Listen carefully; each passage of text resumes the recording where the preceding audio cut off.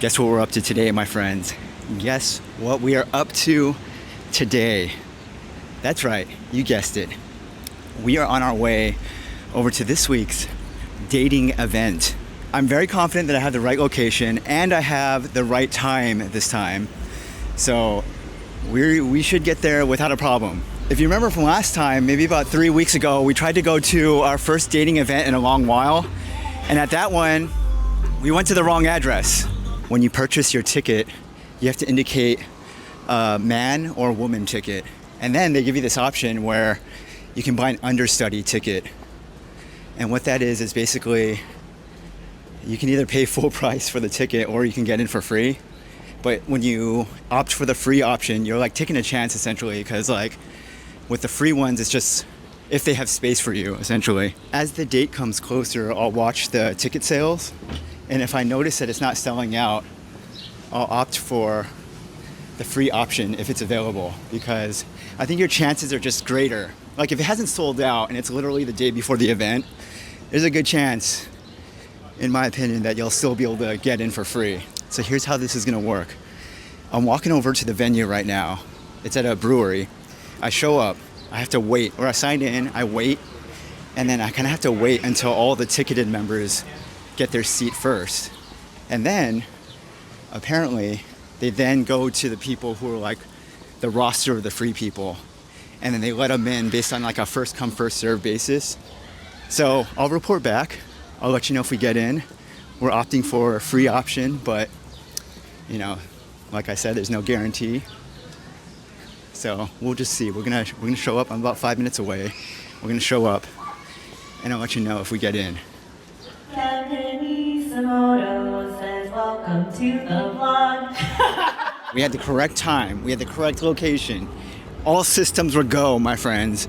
Okay, and then I walk in. They do like a whole check-in process. I walk in, and they go, "Oh, you have the standby ticket, right?" I let them know I have a standby ticket. Then they go, "Okay, so our standby area. Go ahead and have a seat right over there." So this is like the venue of the event now. Is me and like 4 other guys who are in this standby location, just kind of waiting. They slowly start letting people in. They're like, "Is Zachary here? Oh, Zachary, you're here? Okay, you're gonna go ahead and sit down at table number 2 over there." Zachary's in. Okay, now it's down to 3 of us. William. Okay, William, you're here? Okay, go ahead and sit at table number 3 over there. William sits down at table number 3. William is checked in. Okay, now it's down to 2 of us. All right. Me and this other dude, we're just sitting there. We're like, yo, we might get in. And then she turns to us and she goes, "Guys, I'm so sorry. I am so sorry. We have no more extra women to pair you with for tonight. So therefore, we're gonna have to turn you down and let you go at this time. We do not," she said the phrase, "we do not need your services at this time." She literally said that. She said, "We do not need your services at this time." You know, here's the thing. I think the natural takeaway would be, dude, you just gotta buy a ticket, okay? You just gotta buy a ticket that'll guarantee your way to have a guaranteed seat at the table. I say no, okay? Actually, maybe that's wise, but I don't think I'm gonna completely write off going for the standby ticket in the future, given the circumstances and all the things that I laid out initially.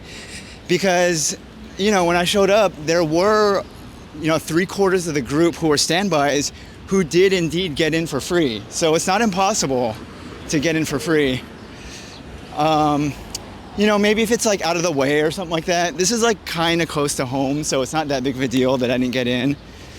But maybe if it's a future event where it's kind of far out of the way, maybe I have to travel a little bit, it's at an odd time of the day, weird day of the week, maybe then I should go ahead and buy a ticket, because that'll because if I'm gonna go out of the way to make it over to the thing, I want a guaranteed spot. So maybe that's the takeaway. Under certain circumstances, we definitely have to pick up a ticket in the future. We are, once again, not off to a strong start here in the vlog, my friends. Very rocky start to week number 719, but, what are you gonna do? What are you gonna do, my friends?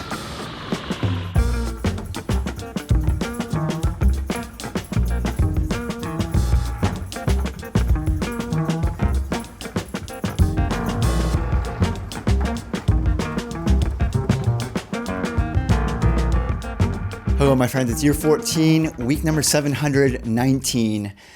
4th of July special this week, my friends. We don't normally do much stuff here. I haven't done anything much for 4th of July every year since I moved here. This year, though, we were invited to go to a park hang and then potentially to the west side of Manhattan to watch fireworks. Quick apartment update here. In the background, I went to Whitney Museum about half a year ago, and while I was there, they had this thing where you can create your own tile artwork. And I saved the artwork that I made there at the museum. I've just never done anything with it this whole time. Finally, turned it into a piece of art that I stuck into the back of the kitchen back there. So that is new piece of artwork. I don't think I've talked about that one yet. And then I added a couple of things into the gallery wall back here, which I'm still planning on ideas to fill that out a little bit more in the background there. And finally, it is the end of an era. My house plant died this week, so I officially got rid of it. I've had that thing since around the time I moved in here, so it has been alive for 3 years at this point. Finally this week, I decided to let go of it.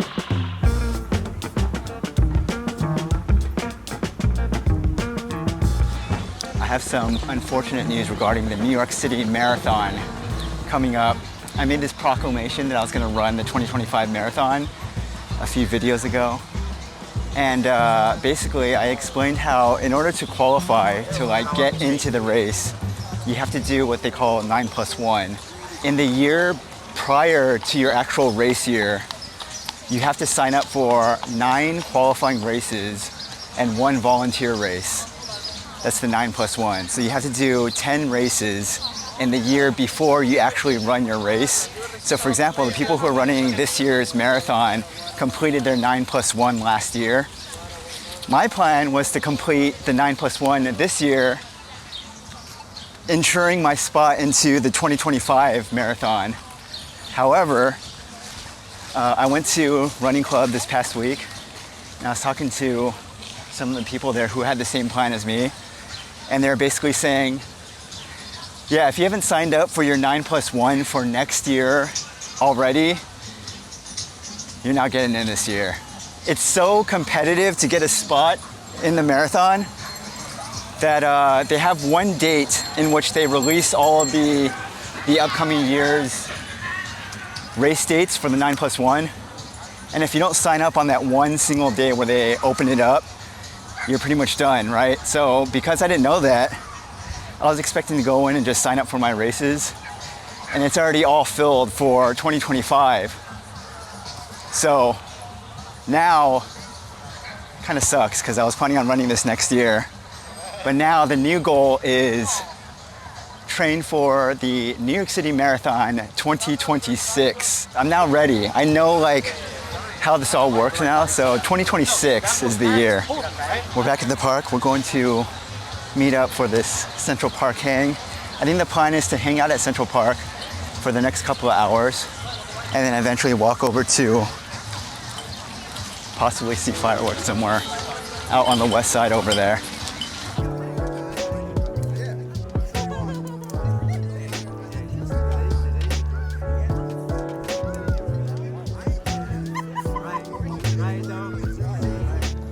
It's a video. I wanted to get you guys' coloring.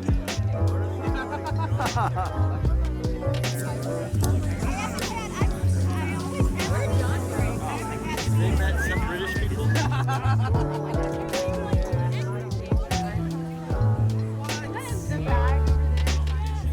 My friends, we are in the middle of Times Square, New York City right now. We're about 40 minutes away from the fireworks. We're very far away from the site of the fireworks. So this will be very interesting to see if we get over in time. I'm trying to do, we left the park, basically what happened is we left the park, then we went to go get food at this fast food fried chicken place. Now we're walking over to try to see if we can get to fireworks tonight. Hey Jason. Yes. Actually, this is question of the day for everyone. Yeah. Hey, my friends, welcome back to the vlog. Friend of the vlog, Jason. Hello. Okay. This is a very abstract question, but I just want you to be open-minded and just answer it however you feel best. Okay, ready. Okay, Jason, question of the week. In honor of 4th of July, what is your favorite kind of firework? The one that goes boom. Nice, dude. Perfect answer. Whitney, Yes. what is your favorite kind of firework? The ones that are unique shapes, like not just the cauliflower looking ones, but sometimes they make hearts and like smileys and stuff. Okay, so you like the kind where it like makes a nice little picture or some sort. I'm impressed with like how they could make it work that way.